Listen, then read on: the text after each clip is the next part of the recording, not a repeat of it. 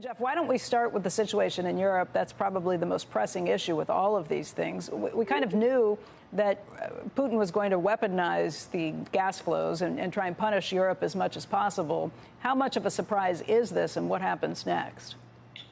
Very little of a surprise. I think most people in the market thought once they announced that unexpected maintenance program for August 30th, it was going to evolve into something like this.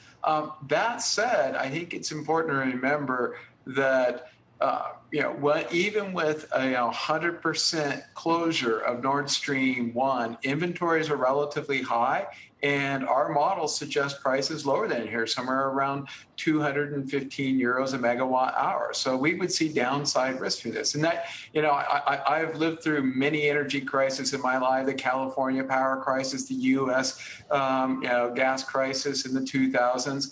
A lot of these things are usually buy the rumor and sell the fact. And the reason for that is the system always adjusts. You get adequate, increases in supply. There are things like the Groningen field that can be brought on. But more importantly, you already see the demand adjustments beginning to occur. I'm not going to say it's going to be painless, and prices are going to be high and volatile, but the risks are beginning to shift more to the downside, just because the system is already starting to make the adjustments.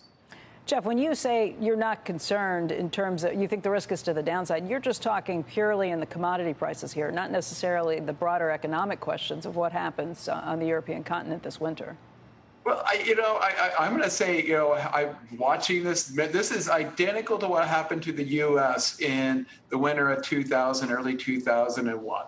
And yes, you ended up losing a lot of industrial activity that went to places like Europe and stayed there. However, the forecast for as cataclysmic, type of event occurring never did. And one of the key reasons, the system finds many ways to adjust and get through this. And, for one, and actually, when you look at oil prices, they're not adequately reflecting the potential for gas to oil substitution. Remember, you can truck the oil in, whether if it's diesel, jet fuel, put it in combined cycle units. I remember in the U.S. in 2000, 2001, the biggest complaint was just how gummy all of their equipment got from your burning jet fuel and diesel in the different combined cycle units. And so I tend to expect you see the same thing here. So I'm not saying it's not going to be difficult, but I think the forecast for how cataclysmic it's going to be are probably overdone.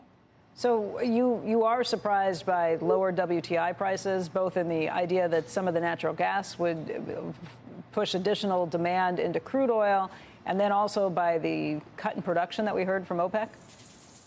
Well, actually, I think that the price cap is probably the more bullish of all the different news items we've seen over the last 5 trading days. In particular, is when you look at the West, they imported 5 million barrels per day of Russian oil before the invasion. It is down to around 3.5 right now. So you took 1.5 out. But to redirect that 1.5, you lost a 500,000 barrels per day of production. So redirect 1.5, you lose 500,000 barrels a day. Now they got to redirect 3.5, no matter between the cap, and Russia has already threatened retaliation. So that oil has to move. If you just use that relationship, redirect 1.5, and you end up losing 500,000 barrels per day. We're going to lose another 1 million barrels per day, more likely than not, by just redirecting what was going to the West elsewhere in the world, just because you cannot redirect it all due to the frictions in the system. And the other one is, don't underestimate the gas to oil substitution that needs to occur here in Europe. I said part of how the system adjusts, it finds new energy sources, and oil is one of those. The pushback I get to that view is, well, we're not seeing evidence of it right now. Well, you wouldn't see evidence late August, early September, because that's the seasonal lull in demand.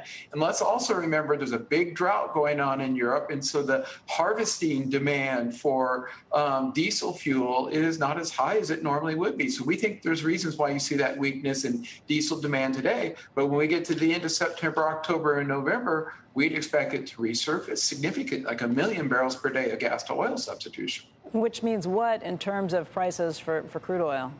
We're still sticking to our $130 a barrel number for Brent and $125 a barrel for WTI as the end of fourth quarter. So we see a lot of upside here.